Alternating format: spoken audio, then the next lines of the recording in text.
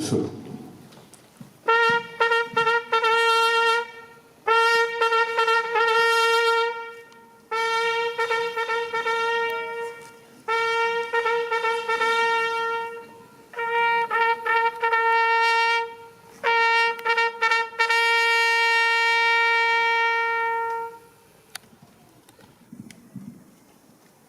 Discours de Madame le maire.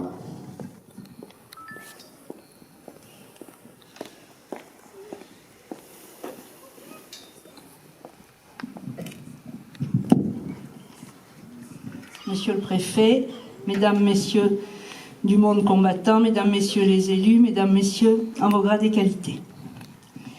C'est le 7 novembre 1918, le 7 novembre, que le caporal clairon Pierre Sellier a sonné le premier cessez-le-feu de la guerre. Personne n'a voulu y croire. 4 jours plus tard, les cloches des églises confirmaient ce cessez-le-feu à tout le pays.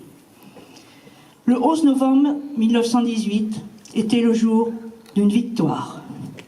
Nous avons fait le plus dur, nous devons faire le reste, déclarait Georges Clemenceau, alors président du Conseil, devant une Assemblée nationale qui n'avait jamais et n'a plus jamais depuis accueilli autant de monde.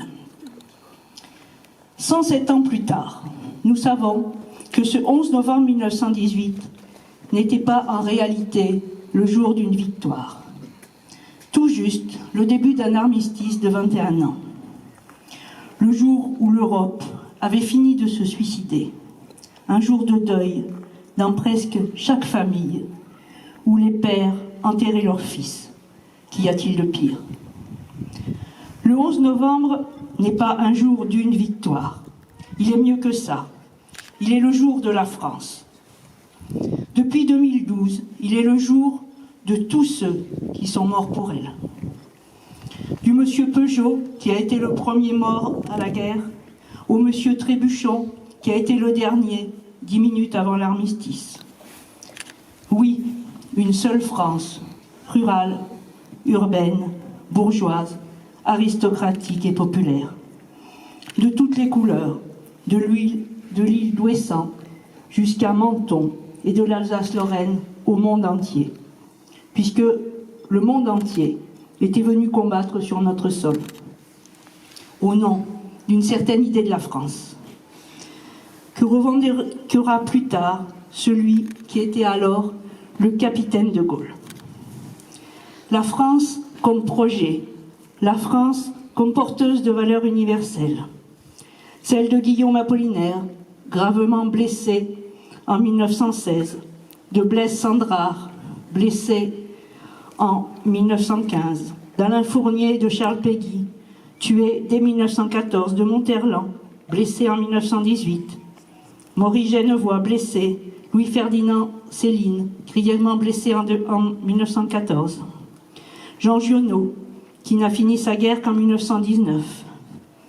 Imagine-t-on aujourd'hui que la France d'alors avait mis le meilleur d'elle-même sur les champs de bataille? Imagine-t-on qu'on puisse aujourd'hui se déchirer tout le temps, à tout propos, alors que les meilleurs d'entre nous ont traversé l'enfer pour gagner une paix qui finalement semble nous peser? On parle du devoir de mémoire, alors que la vérité est que nous n'avons aucune mémoire. Les mêmes haines qu'il y a un siècle ou d'autres sont de nouveau en train de prospérer aujourd'hui partout. Nous ne tirons aucune leçon de notre mémoire, alors que le sol de certains champs de bataille est encore stérile 107 ans plus tard. Dans cet océan d'oubli et parfois d'obscénité, le 11 novembre est un phare. C'est le jour de notre dignité nationale, le ferment de notre existence en tant que pays. Sans le 11 novembre, il n'y a rien d'autre, y compris le 14 juillet.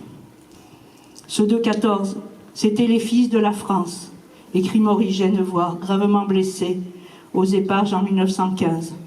Des hommes simples qui portaient leur pays dans leur courage. Notre mission à nous, 107 ans plus tard, n'est pas d'être seulement la garde des morts, Nous devons être d'abord les sentinelles des vivants. Vive la République, vive la France.